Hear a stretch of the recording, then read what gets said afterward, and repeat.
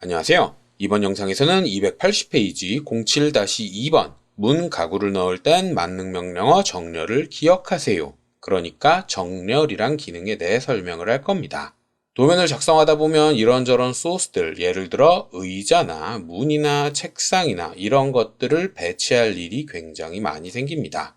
회사에 가면 반복해서 사용하는 라이브러리가 이미 구축되어 있는 경우가 많거든요. 그런 것들을 도면의 여기저기에 배치할 일이 많은데 그때 사용하면 좋은 기능이 정렬이라는 기능이에요.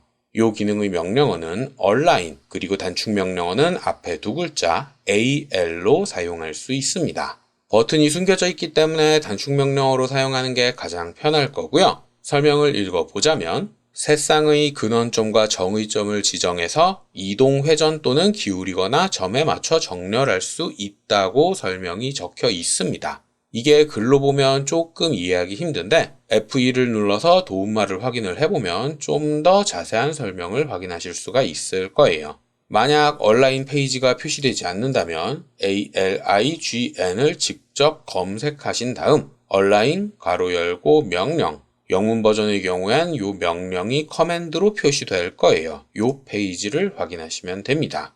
그러면 이미지와 함께 개략적인 설명이 이렇게 적혀 있는데 이 기능은 근원점과 정의점, 그러니까 기준점과 대상점을 지정해서 1번 점은 2번으로 이동시키고 3번 점은 4번으로 이동시키는 기능이에요.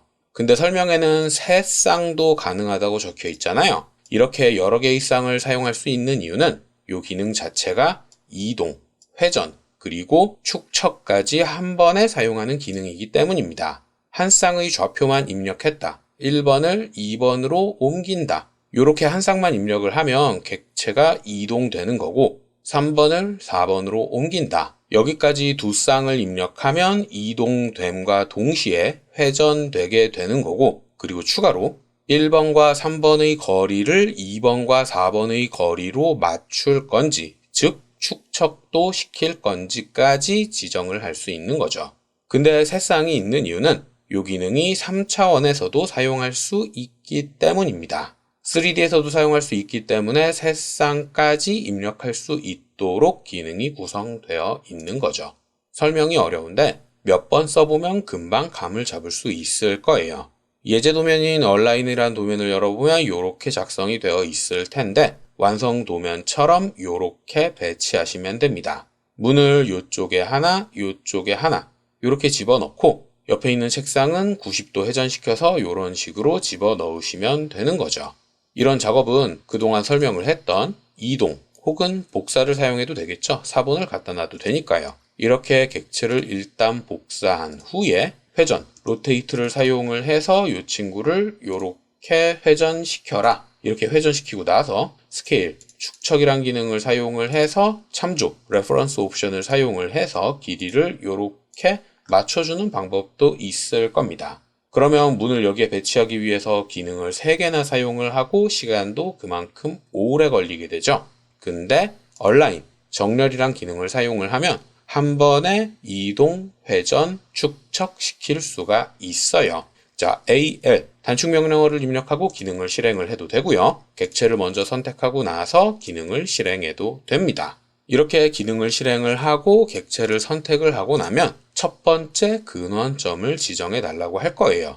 이 첫 번째 근원점으로 저는 왼쪽 위, 이 점을 입력을 해줄 거고요. 그러면 대상점을 지정해 달라고 할 겁니다. 이 대상점은 첫 번째 지정한 이 점이 어디로 움직일 것인지 그 이동의 기준이 되고요. 이쪽에 입력을 하고 엔터나 스페이스바를 누르면 그러니까 두 번째 근원점을 지정하지 않고 그냥 엔터나 스페이스바를 누르면 객체가 이동되게 되는 거예요.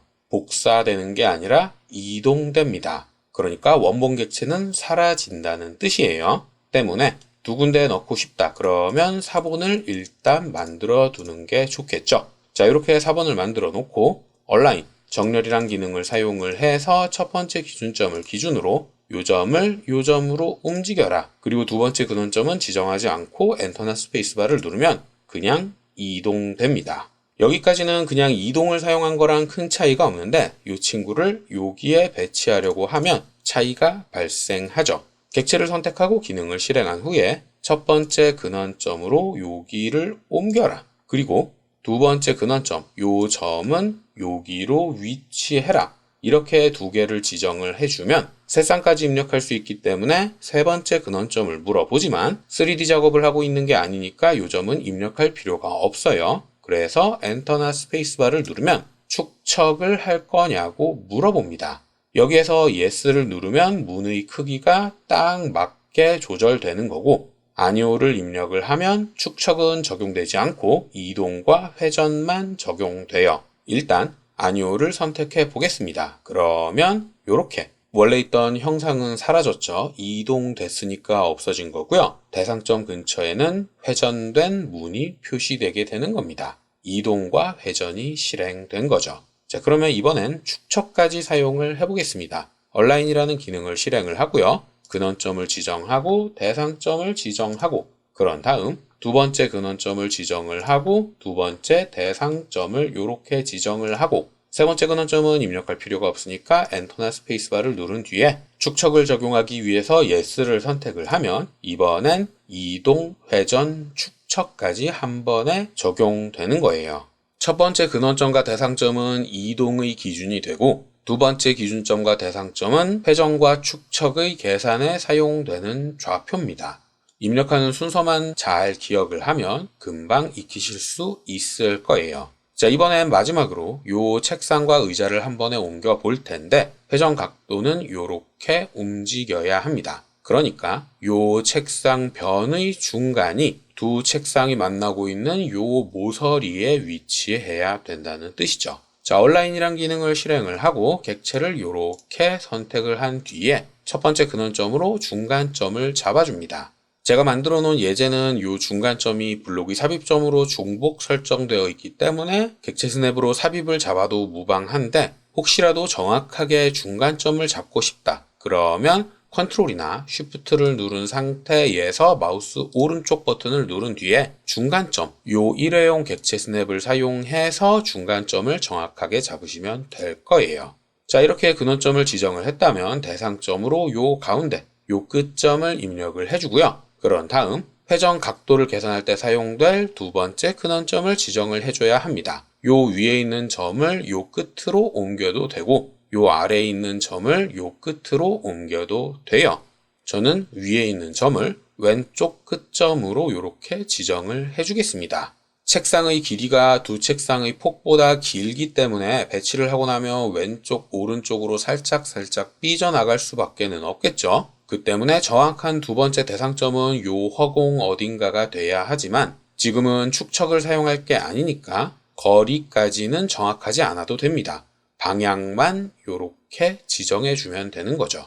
자, 세 번째 근원점을 물어보는데 필요가 없으니까 엔터나 스페이스바를 누르면 축척을 사용할 거냐고 물어보고요. 여기에서 아니오를 선택을 하면 책상과 의자가 한 번에 회전돼서 이동되는 겁니다. 이렇게 이동, 회전, 축척 세 개의 기능이 복합적으로 합쳐져 있는 게 정렬이라는 기능이에요. 도면 작업을 하다 보면 소스를 배치하는 일도 적지 않기 때문에 이 기능은 꼭 익혀두시는 걸 추천합니다.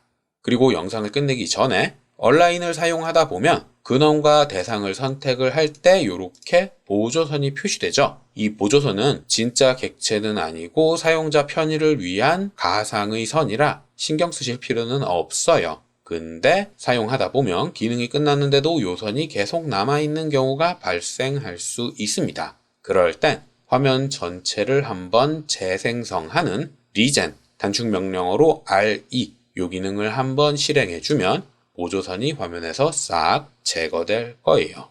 요것도 같이 기억을 해두시면 도움이 될 겁니다.